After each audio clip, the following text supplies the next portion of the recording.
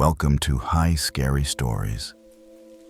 Tonight we venture deep into the forgotten places where the trees whisper the snow remembers and something ancient still watches. From haunted forest roads and cursed campgrounds, to icy lakes, southern bayous, and ghost-ridden highways. Each of these 6 true stories will drag you into darkness and maybe not let you go. So grab a blanket, turn down the lights, and whatever you do, don't answer when it calls your name. This is High Scary Stories. Let's begin. Story 1. The Forgotten Road in Red Pine Valley.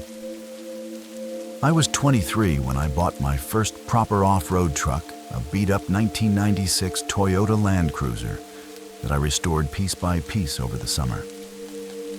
I lived in a quiet part of British Columbia where the forests seem to go on forever and old logging roads twist deep into the mountains.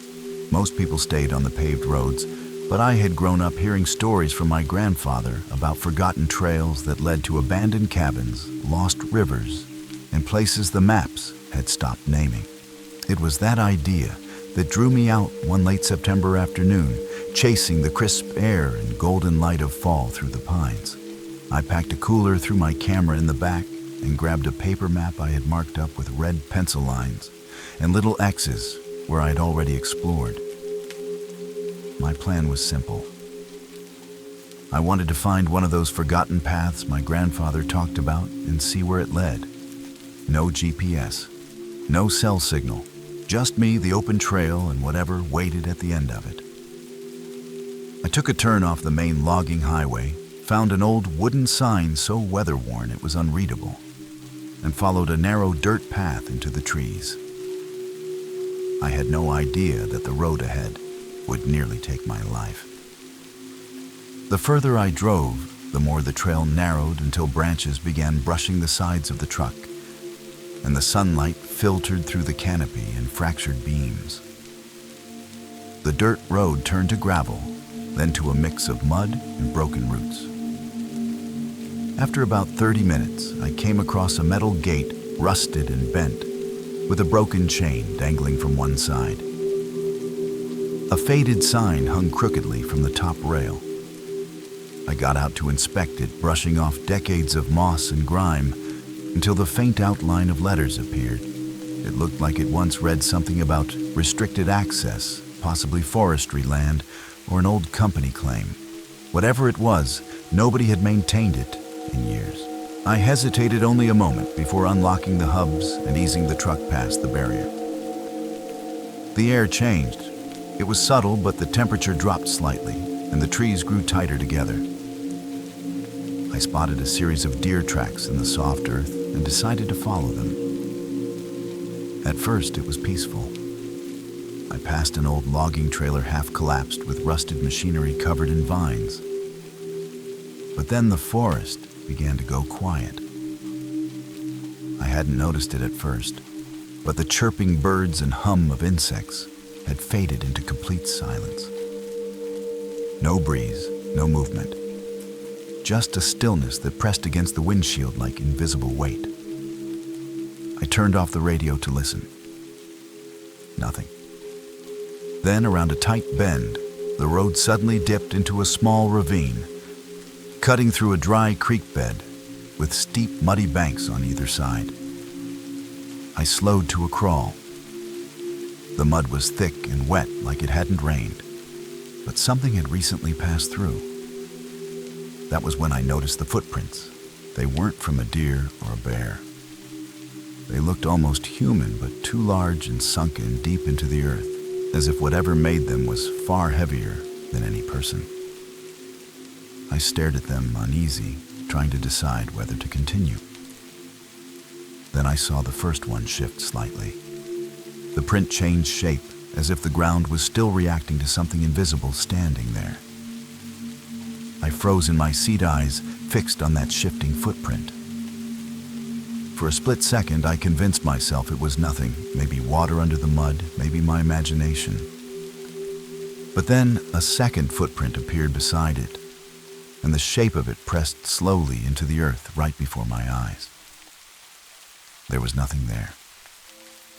No animal, no shadow, no heat distortion in the air. Just the unmistakable impression of something stepping forward weight, sinking deep into the mud. My heart thudded. I threw the truck into reverse, but the rear wheels spun uselessly in the slick soil. I tried forward. Same result. The incline behind me was too steep, and the front tires were already nose down in the creek bed. I was stuck. I slammed the gear into park, killed the engine, and sat there gripping the wheel as if that might somehow anchor me. Outside the window, the trees stood like stone, silent and unmoving. The air felt dense. Then from the right side of the truck, just beyond the passenger mirror, came the sound of a branch snapping under weight. Not just breaking, snapping with force. I whipped my head around but saw nothing. Then another noise, this time on the roof. A thud, faint but deliberate, like something had landed softly or pressed down with care. The metal creaked ever so slightly above me. I didn't move. I barely breathed. My hands shook as I reached for the ignition and twisted. The engine coughed, sputtered, then roared to life. I jammed my foot on the gas tires, spinning again. The truck inched forward, groaning in protest as it tried to claw out of the muck. That was when I felt it. A shift in balance. The whole vehicle tilted slightly, as if something had climbed onto the back. The suspension dipped under unseen weight. My chest tightened. Then a long scrape echoed across the roof, like claws or nails being dragged from front to back. I couldn't take it. I threw the door open and leapt out, boots sinking into the creek mud. I slipped and went down hard, soaking my arms and chest in cold water. Gasping, I scrambled to my feet and looked back at the truck. The door swung open behind me, but nothing followed. No shape, no movement, just more silence. And then the truck engine died. Lights off, power gone. It was like the thing had pulled the life right out of it. As I stood there shaking, I saw something even worse. The driver's side window began to fog up from the inside. Then slowly, 3 long lines appeared across the glass. Not scratched, but drawn as if with a fingertip. They dragged downward, slow and deliberate, etching an invisible warning. I turned and ran. I didn't think. I didn't plan. I just bolted through the tree's branches, cutting my arms and face lungs burning. I ran until I couldn't hear the creaking metal, until the truck and the thing above it faded into the shadows of the valley. I didn't know how long I ran. Time twisted into a blur of snapping twigs, gasping breaths, and a cold sweat that clung to my skin like fog. The forest seemed to stretch endlessly in every direction, and with each step I took, it felt as though the trees were watching me. I stumbled over roots, scraped my palms against bark, and finally collapsed near the base of a steep ridge. I lay there for a moment, listening. Nothing. Just the pounding of my heart. No footsteps, no thuds, no creaking metal. The silence returned, but this time it didn't feel suffocating. It felt empty. As if whatever had been following me was no longer nearby or had lost interest. I sat up slowly, my whole body aching, and realized I had no clue where I was. I'd run blindly into the woods with no compass, no map, no cell signal. Night was creeping in fast, and the dense forest was swallowing what little light remained. But just when panic began to swell in my chest again, I heard the faint sound of a creek. I followed it upstream, hoping it would lead me back toward the road, or at least out of the valley. The water guided me for nearly an hour until I saw headlights. Real headlights bouncing gently along a trail. I rushed toward them, shouting hoarsely, until a figure stepped out of a utility ATV. It was a man in his 60s weathered face and thick jacket who looked more annoyed than surprised. "You're not the first fool to go past that gate," he muttered.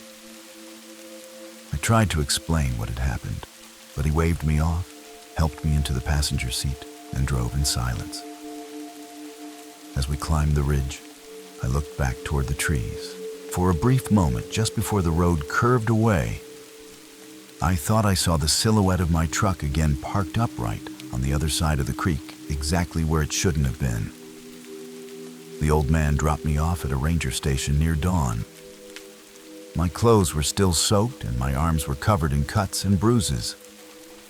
I gave a shaky report to the two men on duty, trying not to sound insane, as I described the footprints, the fogged window, and the thing that had climbed onto my truck. They exchanged a glance, then asked me to mark the location on a map. One of them quietly noted that several hikers had gone missing in that region over the years, but no signs were ever found. No gear, no bodies, no vehicles, just vanishing. A search team was dispatched later that morning. They found the truck, but not where I'd left it. Somehow, it had been moved across the creek to higher ground engines, still dead. But not a single scratch on the exterior, except for 3 shallow marks on the inside of the fogged window, along curved and spaced like fingers. The strange part was the tracks around it. No tire marks, no footprints, no signs of towing. Just mud and silence. Weeks later, I went back to retrieve the truck with a flatbed. Before leaving, I noticed something strange etched into the dust on the inside of the windshield. 4 simple words written as if by a fingertip. "Next time, stay out." I haven't driven into the backcountry since, and I never will again. Story 2. Whispers at Hollow Ridge Campsite. It was the first weekend of October when I decided to take my daughters camping in Hollow Ridge Forest. The leaves had just started to turn, and the air carried that perfect early autumn chill that made everything feel a little more alive. After my divorce, I had been trying to build new memories with the girls, something just for the 3 of us. Emma was 9 and curious about everything, while Lily, only 6, clung to me like a shadow, but smiled more freely in the woods than anywhere else. Hollow Ridge wasn't a national park. It was an old forest reserve in southern Tennessee, about 2 hours from our small town. It wasn't on most maps, but I had heard about it from a coworker who claimed it was peaceful and untouched. No designated campsites, no rangers, just a few trails and a stream that ran clear and cold through the valley. We found a clearing not far from the water, surrounded by tall oaks and quiet hills. I pitched the tent while the girls gathered firewood and chased each other through the leaves. That evening, we roasted marshmallows and told silly ghost stories under the stars. It felt perfect. It felt like healing. But I would later realize that some places are quiet, not because they are peaceful, but because they are waiting. After the girls fell asleep in the tent, I stayed up by the fire, sipping the last of my coffee and listening to the stream trickle nearby. The stars were out in full, and for a while, I felt like I was exactly where I needed to be. Around midnight, I tossed the last log onto the fire and stood to stretch. That was when I noticed something odd. The sounds of the forest had stopped. No crickets, no owls, not even the wind in the trees.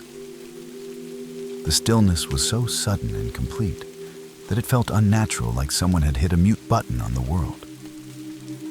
I looked over at the tent. The girls were asleep, their shadows rising and falling gently with each breath. Behind them, our dog Max lay curled near the flap, but his ears were up and twitching. Then he growled. It was low and unfamiliar, nothing like his usual warning bark. I took a step toward the tent and he stood up slowly, hackles raised. My skin prickled. Something was out there. I scanned the woods but saw nothing. No movement, no glowing eyes. Just darkness so deep it seemed to swallow the trees. I grabbed my flashlight and shined it toward the stream, sweeping the beam along the opposite bank. For a moment I saw nothing. But then I caught a glimpse of something low and dark, just beyond the reach of the light. It moved not like a deer or a raccoon, but like something crawling. I blinked, and it was gone. I told myself it was just a trick of the eyes, a shadow dancing behind the trees. But when I turned back to the tent, Max was now standing in front of it, teeth bared and growling louder. Then I heard it, a whisper, just outside the firelight. It sounded like my name.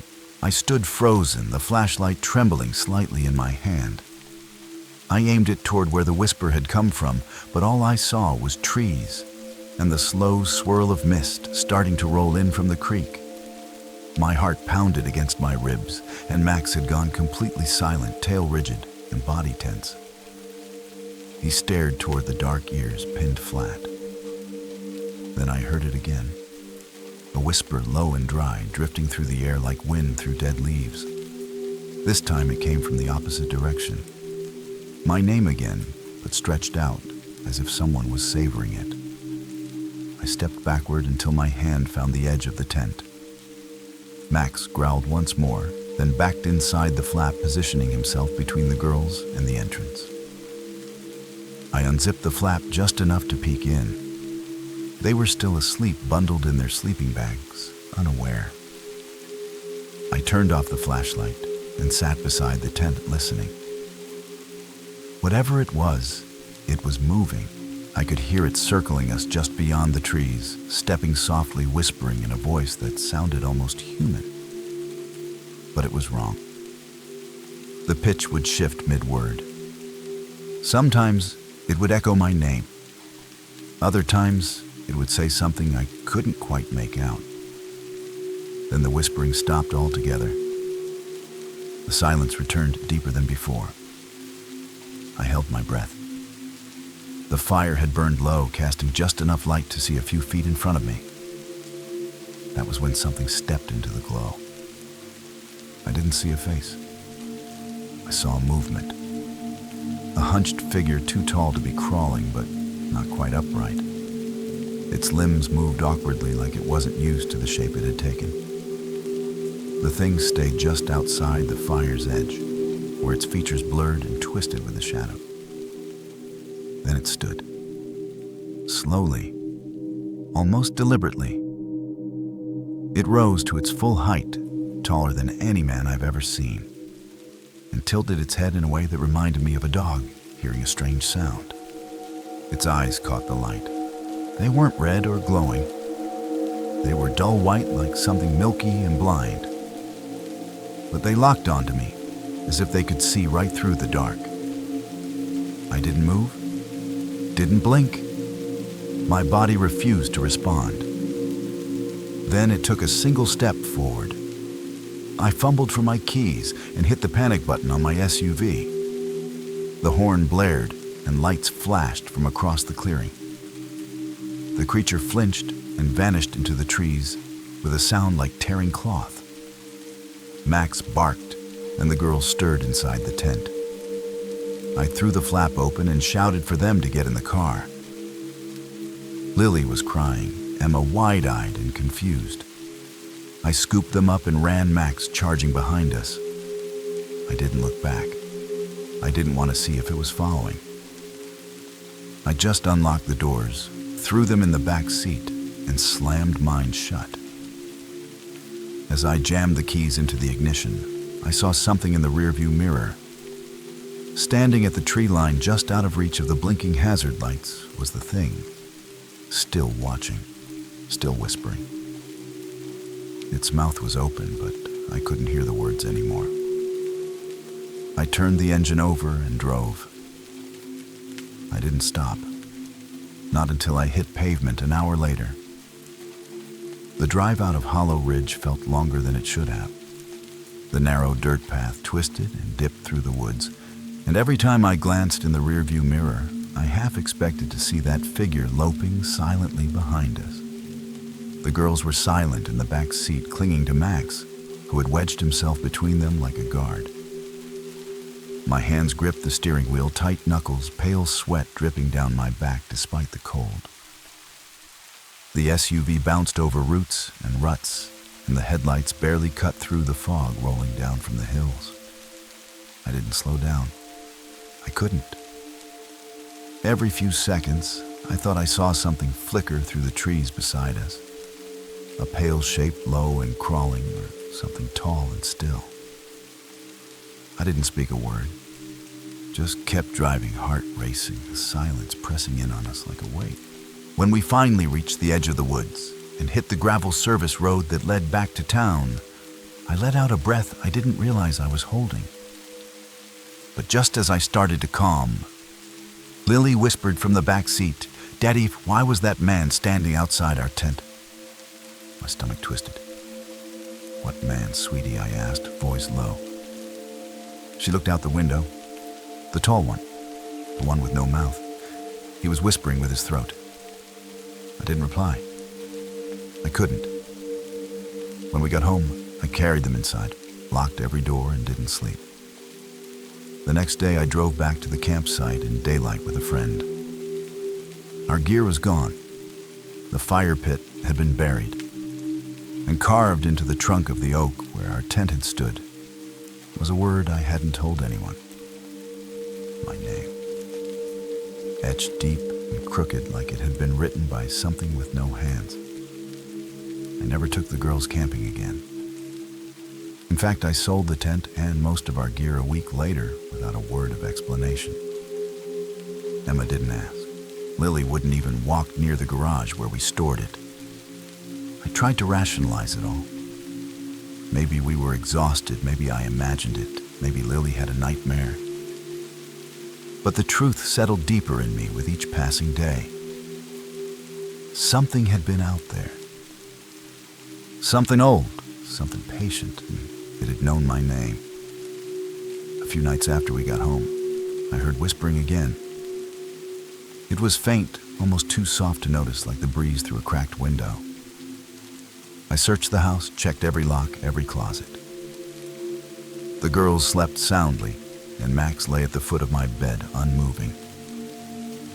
I was about to dismiss it as nerves until I passed by the bathroom mirror. There, written into the condensation on the glass, was one word. It was my name again, written backwards, like it had been marked from the other side. I haven't returned to Hollow Ridge. I never will. But sometimes late at night, when the world is quiet and still, I swear I can hear it. Not my name this time, but my daughter. And that's what keeps me awake. Not fear for myself, but the horrible feeling that whatever I left behind didn't stay there. It came with us. Story 3. The Thing That Hunts Near Lake Talkeetna. 2 winters ago, I took a solo trip up to Alaska near a remote place called Lake Talkeetna. I had just come out of a long, painful breakup and needed to get away from everything familiar. The idea was to clear my head, reset, and spend a few weeks off the grid. My grandfather used to fish and trap in that area, and he told me about a cabin he helped build in the 60s, one so far off the main trail that even locals rarely used it anymore. After some digging through old maps and a few tips from a supply store in Wasilla, I found a rough path that led there. It was barely a trail anymore, overgrown and littered with snow-covered branches. But I made it hauling my gear on a sled and snowshoes through knee-deep powder. The cabin was small, built from logs and half buried in drifts, but it was sturdy. A wood stove inside and a frozen lake just beyond the trees made it perfect. I planned to stay for 10 days fishing through the ice, reading and sleeping without a clock. For the first 2 nights, it was everything I had hoped for. Silent, isolated, pure. But on the 3rd night, just as the wind began to rise and the sky turned dark with snow, I started to hear something moving outside. heavy, slow, measured. Something that didn't belong to the cold or the woods. Something that walked like it was searching. At first I told myself it was just a moose. Maybe a bear, though it was deep into winter. Most of them should have been hibernating by now. The steps circled the cabin, crunching in the snow, stopping every few seconds as if whatever it was listening. I sat inside with the stove crackling and my rifle across my knees, heart thudding in the quiet. Then it stopped. The footsteps, the wind, even the groan of the trees, everything went still. I waited for the sound of it walking away, but nothing followed. Just silence. When I finally stood and peeked through the frosted window, I saw no movement. But near the edge of the tree line, something wasn't right. The snow there had been disturbed. Not just footprints, but long drag marks, like something heavy had been pulled through the forest. The next morning, I stepped outside to check. The tracks were there, massive prints too wide and far apart for any animal I knew. The drag marks stretched back toward the woods, disappearing into a dense stand of spruce trees. I followed them for a short distance, but something about the air changed as I got closer. It smelled off, not like rot or animals, more like rust and ice and something old. I turned back before reaching the end of the trail. That afternoon, while cutting wood behind the cabins, I noticed something even stranger. Up in the trees, high above the ground, a moose carcass was wedged between two branches, like something had lifted it there. It wasn't torn apart by scavengers. It was placed. Its eyes were gone. Its legs hung limp, almost like it had been offered or displayed. That night, I didn't sleep. I sat by the stove again, rifle loaded, trying to convince myself this was just nature. But deep down, I knew better. Something was watching, and it was getting closer. The snow fell harder that night. Thick flakes drifted down in silence, muting everything outside the cabin walls. I sat with the rifle on my lap, back against the far wall, eyes locked on the door. Every so often I would catch myself dozing off, only to snap awake at the faint creak of the wind pressing against the logs.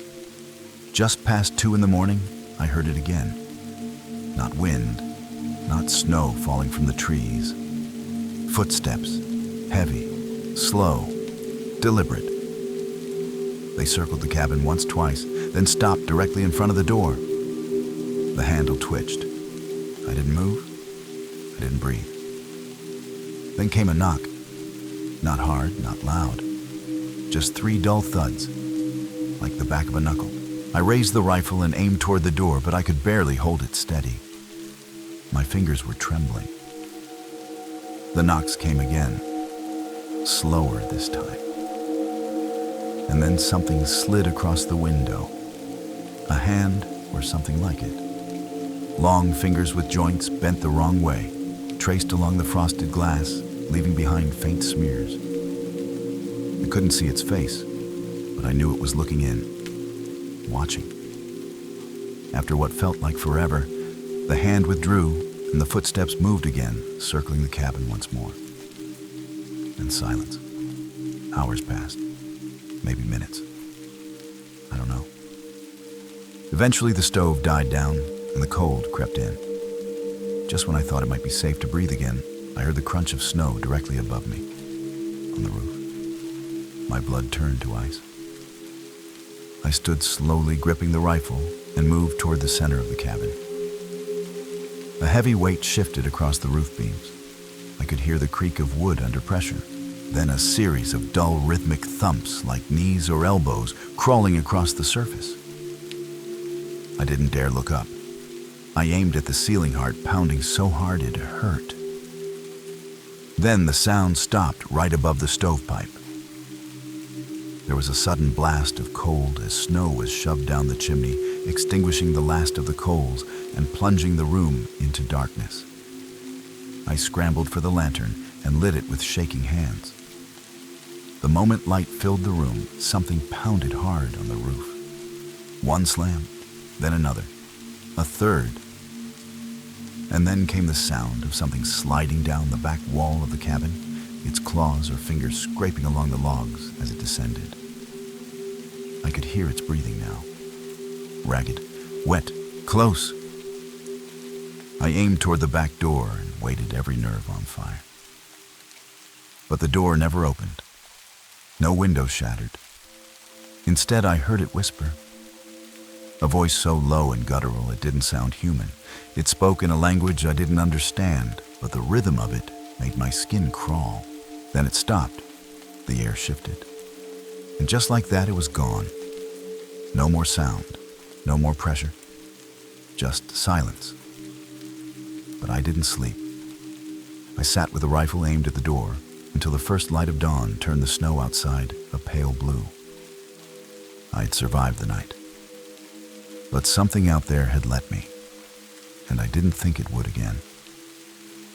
As soon as the sun broke through the trees, I packed what little I could carry.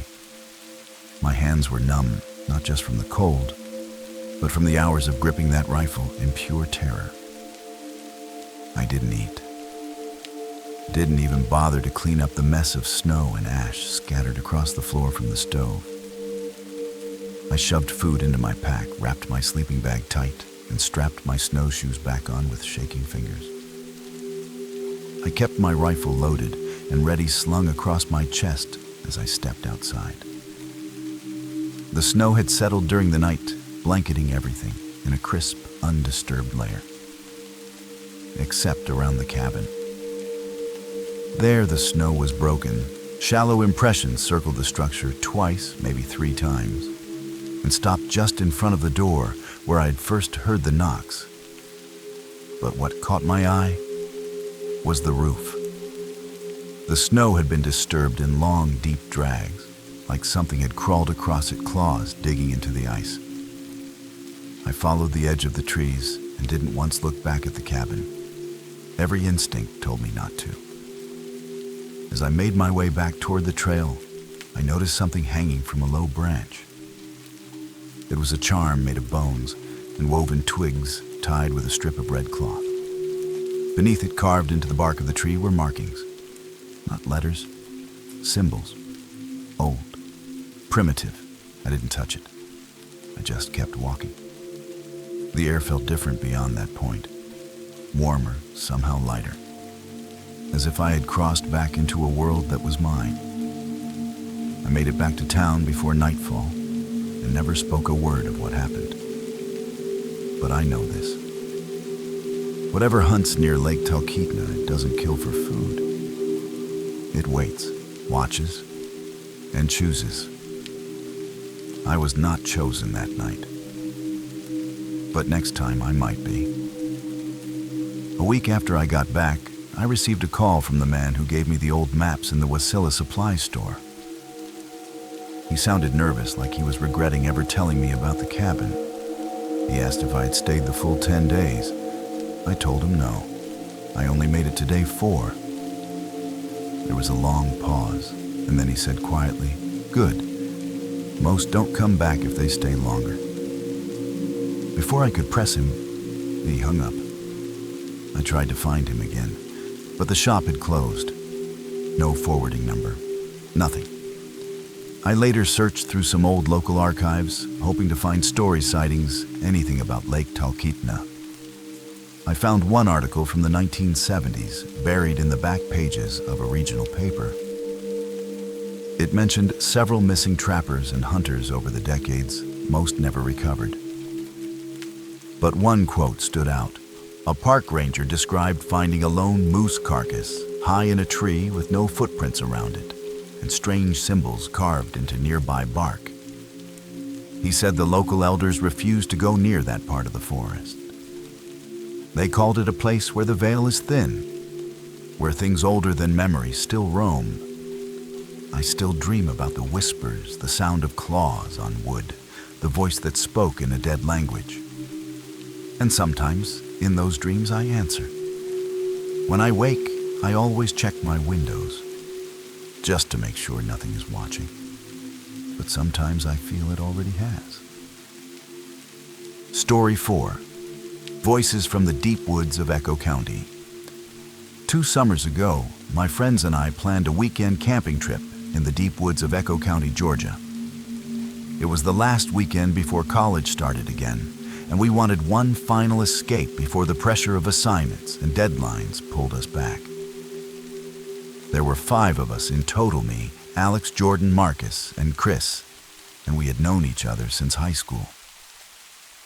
We wanted somewhere quiet, untouched, away from noise and cell towers. Jordan's uncle told us about an old trail near a long-abandoned Civil War outpost, miles off the main roads. He said nobody went there anymore, that it was good for privacy. That sounded perfect to us. We drove in on a dusty Forest Service road, hiked for nearly 3 hours, and finally reached a clearing near a dry riverbed. The air was thick with pine and the faint scent of old fires long gone. We set up camp, joked around, built a fire, and spent the evening sharing drinks and stories under the stars. It was one of those nights where everything felt still and timeless. Around midnight, the fire burned low, and the forest grew quiet in a way that felt a little too complete. But we were tired and shrugged it off. None of us knew that the woods around Echo County were hiding something far older than history, something that could borrow your voice. The first strange thing happened just after we put out the fire and crawled into our tents. I was sharing one with Alex, while the others had their own. The forest had gone unnaturally quiet again. No crickets, no breeze, just thick, unmoving air. I remember lying there, eyes half closed, when I heard someone walking outside. The steps were soft, but unmistakable, slow crunches on dry leaves. I figured it was Jordan going to relieve himself, so I didn't say anything. But then I heard a voice. It was Marcus. "Hey," he said, "just outside our tent, you guys still awake?" I sat up and unzipped the flap. There was no one there. I stepped out, flashlight in hand, and swept the clearing. Nothing. The other tents were zipped up, silent. I walked over to Marcus's tent and whispered his name. He stirred and groggily mumbled something from inside. I asked if he'd just been out here talking to us. He said no, he hadn't left his sleeping bag. When I asked again, more firmly this time, he got irritated. Said he hadn't moved since he went to sleep. That's when I felt a prickle of unease start to crawl up my spine. Back in our tent, Alex asked what was going on, and I told him someone was messing around, probably playing a prank. But deep down, I wasn't so sure. Later that night, I woke to what sounded like someone whispering my name from just outside the tent. Not yelling, whispering. It sounded like me, like my own voice. I held my breath, not daring to move. I didn't sleep for the rest of the night, and neither did Alex. The next morning, we all looked at each other a little differently. No one wanted to admit something was off, but we all felt it. The woods had changed. By the second night, the unease had sunk deep into all of us. The forest never truly came alive again. No birds during the day, no insects at night. The quiet wasn't peaceful, it was watchful. Chris wanted to pack up early and leave the next morning, but Jordan brushed him off, calling him paranoid. We all laughed at first, but even that laughter felt forced. Around dusk, Marcus and I went to gather more firewood, while the others stayed near camp. We didn't go far, just a couple 100 feet toward the tree line. But as we moved deeper, we both stopped at the same time. Ahead of us was a figure standing between the trees. It was about our height and wearing clothes that looked just like mine. Same jacket, same beanie, same posture, except its face was wrong. I couldn't see the features clearly, but the shape of the head looked off, stretched somehow like it had been pulled too long. Then it smiled. I didn't see teeth, but I felt that smile. Marcus gasped, and we both turned and bolted back toward camp, dropping the wood in the snow-dusted grass. When we got back, the others were already on edge. Chris had heard someone walking in circles around his tent earlier, same soft, crunching footsteps, but no one was there. Jordan finally admitted he'd heard his own voice calling him from the woods the night before. That night, we didn't sleep. We sat around the fire, backs to the flames, watching the dark. Around midnight, the voices started again. They came from every direction, echoing through the trees, whispering each of our names in voices that sounded like us. Then they shifted. One of them called out in my mom's voice, another in Alex's girlfriend's. One sounded like a teacher I hadn't seen in years. The voices weren't just mimicking, they were reaching into our memories. Alex stood up suddenly and started walking toward the trees. I jumped up and grabbed his arm, yelling at him, but he kept saying, "She needs help. She's calling me. She's lost." I had to slap him to snap him out of it. That was when we saw it. A tall figure just at the edge of the firelight. Not running, not hiding, just watching. Its limbs were too long. Its body was thin like it had been stretched. And its face, God, its face was nothing but skin. No eyes, no nose. Just a mouth that slowly opened as it leaned forward. But no sound came out, not from it. The voices kept whispering from behind us. I looked around and realized they were coming from everywhere, but the thing in front of us. The others stood frozen. Chris started crying. Jordan whispered something I couldn't hear. I grabbed my flashlight and aimed it toward the figure, and in that moment it vanished. Just blinked out like smoke. The fire crackled behind us, but the air around the clearing was dead and still. None of us spoke for a long time. We just sat waiting, hoping the sun would rise. When it finally did, we packed everything in silence. No one said a word. We left the woods of Echo County behind, but I don't think whatever was out there ever left us. We hiked out of those woods as soon as the first light touched the tops of the trees. No breakfast, no coffee, just packed our gear and moved. The trail felt different on the way back. Longer somehow. Heavier. We barely spoke. Every sound in the forest made us flinch. A bird taking flight. A branch snapping underfoot. Even the wind brushing through the trees felt wrong, like it was carrying whispers just below hearing. At one point, Chris stopped walking, said he heard someone calling for help. He pointed into the woods toward nothing. There was a voice, yes, but it was faint, broken, and somehow familiar. It sounded like his little sister, but she lived 3 states away. I grabbed his arm and yanked him forward hard. He stumbled, but kept walking. We didn't stop again. We made it back to the car by mid-afternoon. The lot was empty, as if no one else had been there for years. When we got in, no one said a word. I turned the key. The engine didn't start. For a moment, panic rushed in, but then it turned over on the second try and we drove. We didn't play music, didn't look at each other. I dropped each of them off at home, one by one. As I pulled into my driveway, I glanced in the rearview mirror and saw something that turned my stomach. There was a handprint on the inside of the rear window. Not mine, not anyone's from our group. It was too long, too narrow, and it was slowly fading like breath against glass. I went inside and locked every door. That night I heard my own voice call to me from the woods behind my house. It said, "We're not done yet." For weeks after we left Echo County, I kept hearing things. Not loud, not obvious, just faint echoes in the corners of my house, in the quiet between thoughts. Sometimes while brushing my teeth or falling asleep, I'd hear someone say my name in a voice that sounded like mine.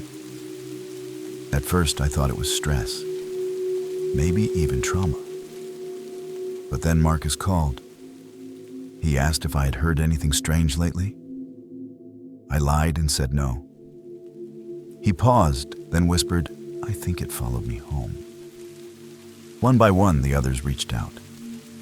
Jordan said his girlfriend swore he talked to her in the middle of the night, though he was asleep. Chris's younger sister claimed he had been standing outside her bedroom window, even though he was out of town. Alex, the skeptic, stopped answering calls altogether. A month later, his parents filed a missing person report. They said he had gone for a hike alone, never came back. I went through the photos from our trip, once desperate for answers. In one, a shot of us sitting around the fire, I saw something I hadn't noticed before. Just beyond the edge of the flame, in the dark between two trees, stood a figure. Tall, thin, watching. We thought we left it in the woods. But now I believe it never wanted to stay there. It was just waiting for us to bring it home. Story 5. The Hollow Man of Cypress Bayou. Last spring, my brother Caleb and I took a weekend trip down to Cypress Bayou in southern Louisiana. It was our first time doing something like that together since Dad passed, and we thought a little fishing and fresh air might help clear the fog that had been hanging over both of us. The bayou was thick with early spring heat, the kind that hangs in the air like a damp sheet. Dragonflies buzzed low over the water, and moss hung heavy from the cypress trees. We borrowed a flat-bottom boat from a friend of Caleb's and set up camp near a narrow bend in the water where the trees leaned in so close it felt like the sky had shrunk. There were no other boats, no houses, not even distant engine hums. Just us, the water, and the distant calls of frogs and birds. That first day was uneventful. We caught a few fish, cooked them over a small fire, and shared quiet conversation that had been years overdue. That night, as we settled into our sleeping bags inside the tent, set up on a patch of dry earth near the boat, I remember thinking it was the first time in a long time I had felt at peace. The wind rustled through the trees, and something about the silence between sounds felt ancient. I should have known. In places like Cypress Bayou, peace never comes without a cost. The first strange thing happened just after midnight. I had woken up to relieve myself and stepped outside the tent into the thick night air. The moon was bright enough to cast pale reflections across the water, but the usual sounds of the bayou frogs, insects, and the distant splash of fish were gone. Everything was still. I remember glancing at Caleb, who was still asleep inside the tent, his shape unmoving beneath the canvas. I wandered a few steps toward the water's edge and froze. There were footprints in the mud, bare footprints, long, thin, and deep, like whoever made them had unusually narrow feet and walked with more weight than they should have. They led from the water to the trees and then disappeared. I told myself they were old, maybe from another camper, but something about them felt fresh. I backed into the tent and tried to sleep, but it didn't come easy. Around an hour later, Caleb shook me awake. His eyes were wide. "Did you hear that?" he whispered. I sat up and listened. At first, nothing. Then it came slow, dragging footsteps outside the tent, like someone pulling their feet through the wet ground. They circled the tent once, then again. Caleb reached for the flashlight and unzipped the flap just enough to peek out. He pulled back instantly, face pale. "There's someone standing by the boat," he whispered. I looked but saw nothing. Still, I felt it. That heavy pressure in the air, that feeling of being watched. We zipped the flap and sat in silence for the rest of the night, waiting for the sun to come up. But somewhere deep inside, I already knew we weren't alone. And whatever had stepped out of that water had never truly been human. When daylight finally crept through the trees, the bayou looked almost peaceful again, like nothing had happened. But the footprints were still there, more of them now circling the tent, dragging across the grass and mud near the boat. Caleb and I barely spoke as we packed up camp. The silence between us wasn't from a fight or frustration. It was the kind of silence that comes when both people know something is wrong but are afraid to say it out loud. We planned to leave as soon as we finished breakfast, but we never got that far. While Caleb gathered gear near the water, I walked to the other side of the camp to pack up the tent. That's when I heard him call my name. "Eli," he said. Calm, steady. I looked up and saw him waving to me from the edge of the trees. "Come check this out." But something didn't feel right. His voice had sounded just a little too flat, too calm. I took a step forward, but then I froze. Out of the corner of my eye, I saw him, Caleb, still kneeling by the boat, checking a tackle box. He hadn't moved. My stomach dropped. I looked back toward the trees. The other Caleb was gone. I ran to the real one, grabbed him by the arm, and pulled him back toward camp without a word. I could see the confusion in his face, but there was no time to explain. That night, we stayed in the boat, anchored in the middle of the bayou.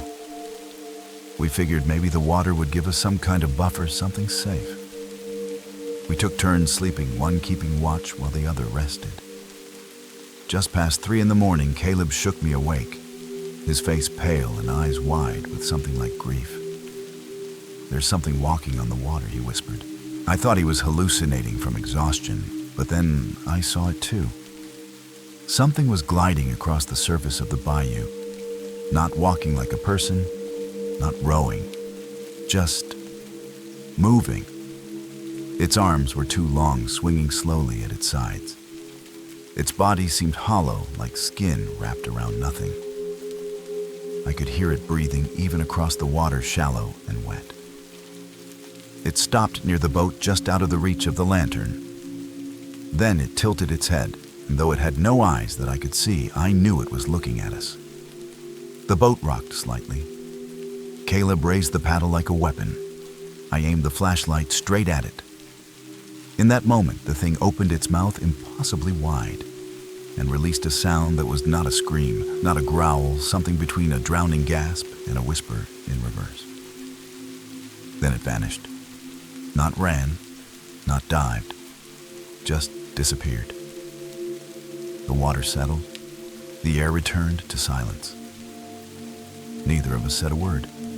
We just sat trembling and waited for sunrise. We didn't move again until the light broke through the trees. Even then, we didn't speak. What was there to say?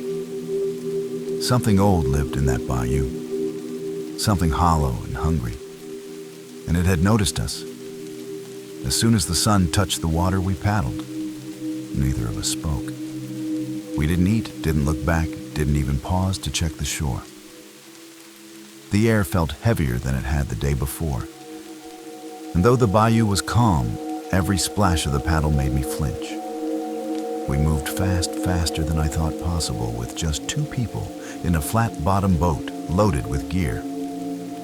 It felt like we were trying to outrun a shadow we couldn't see. The path back twisted through narrow water channels and dense trees, and every so often I caught glimpses of movement along the banks. Just flashes, figures that vanished when I turned my head, ripples where nothing had touched the water reflections in the bayou that didn't match what should have been there. At one point, Caleb stopped paddling and stared over my shoulder. I turned to follow his gaze and saw something high in the trees. Something hanging. It was a charm made of bones and moss, swaying gently from a branch. Beneath it, carved into the bark, were deep grooves in a pattern that didn't look like any language I knew. Just looking at it made my stomach turn. We didn't stop. By late morning, we reached the landing, hauled the boat up, threw our gear in the truck, and drove. Fast. It wasn't until we were halfway back to town that Caleb finally spoke. He stared straight ahead, hands clenched on the steering wheel. "You saw it too, right?" he asked. I nodded. He didn't say another word. But I knew then that something had changed. Not just in the bayou, but in us. Something had followed us back. And neither of us wanted to admit we still felt it watching. A week after we got home, Caleb stopped answering my calls. At first, I figured he needed time. We had seen something that didn't make sense, something that didn't fit into the world we knew. But then, his wife called me in the middle of the night. She said he'd been talking in his sleep, mumbling in a voice that wasn't quite his.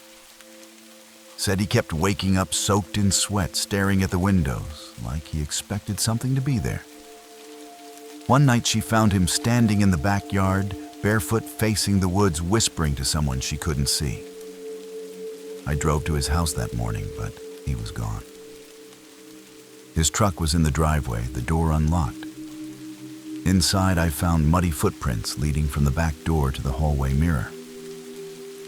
On the glass, written in condensation, were 3 crooked words: "Hollow sees you." They never found him. Search teams combed the nearby forests and waterways, but it was like he vanished. No tracks, no signs. Just silence. I still dream about that thing. Sometimes I wake to the sound of dragging footsteps outside my window, even when I know no one is there. And once, just once, I looked in my bathroom mirror and saw a second reflection behind mine. Tall, still, skin stretched tight across nothing. I don't go near water anymore. And I never speak Caleb's name aloud. I think that's how it finds you again. Story 6. The Riders on Black Hollow Highway. It started with a midnight ride. I had just turned 20 and picked up a used motorcycle from a guy 2 towns over, a black Honda Shadow that ran rough but felt like freedom. That night, I took it out for a solo cruise down Black Hollow Highway, a stretch of old road winding through the hills west of town.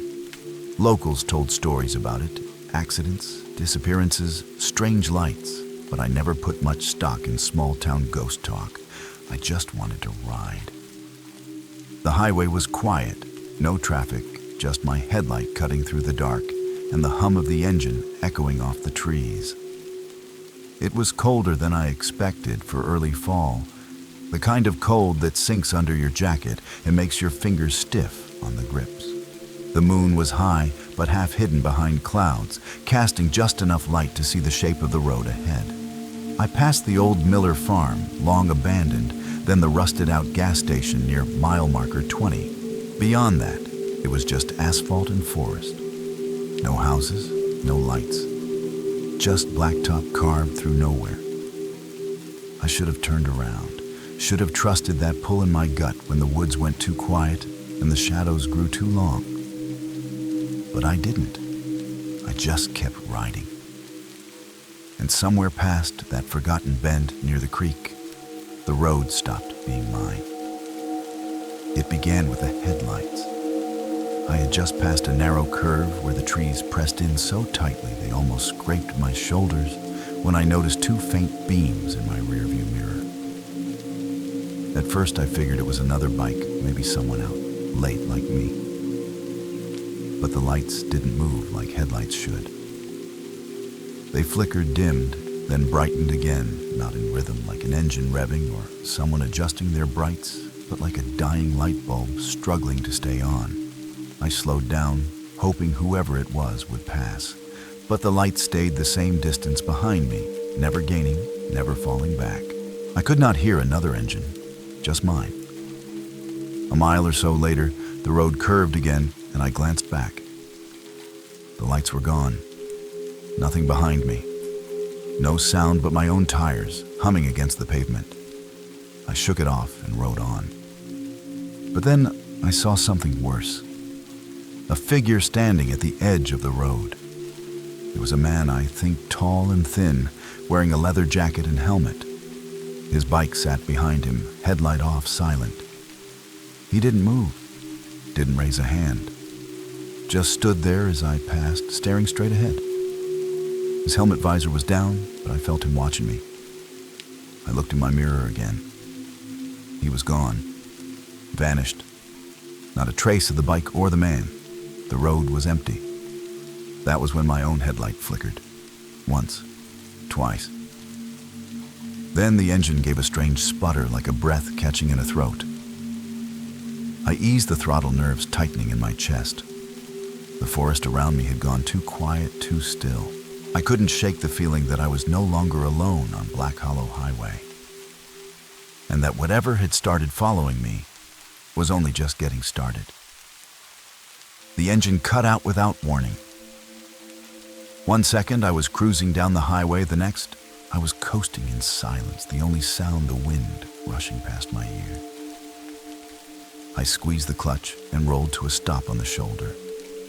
My headlight dimmed to a faint orange glow and then went dark entirely. I turned the key off and on again, hoping it was just a fluke. Nothing. No response. Just dead silence. I sat there for a moment, trying to stay calm, surrounded by tall trees and a sky choked with clouds. My phone had no signal. Of course it didn't. This stretch of road was notorious for being a dead zone. I was about to get off the bike and push it toward the next bend when I heard it. Engines, plural, low and rumbling like an approaching thunderstorm, but deeper, slower. Not mechanical exactly, more like a growl pretending to be a machine. Then headlights appeared in the distance behind me. 2 at first, then 4, then 6. All side by side, too wide for the narrow 2-lane highway. They didn't cast beams like real headlights. Their light was pale and sickly, flickering like gas lamps in a storm. I stood there frozen as the riders came closer. I could see their outlines now. Motorcycles, yes, but twisted somehow, like old models stretched unnaturally long. The riders hunched forward, their backs curved leather and denim fused to bone. Their helmets were cracked open, revealing mouths stretched into impossible grins. No eyes, just teeth and hollow sockets leaking black smoke. They didn't pass me.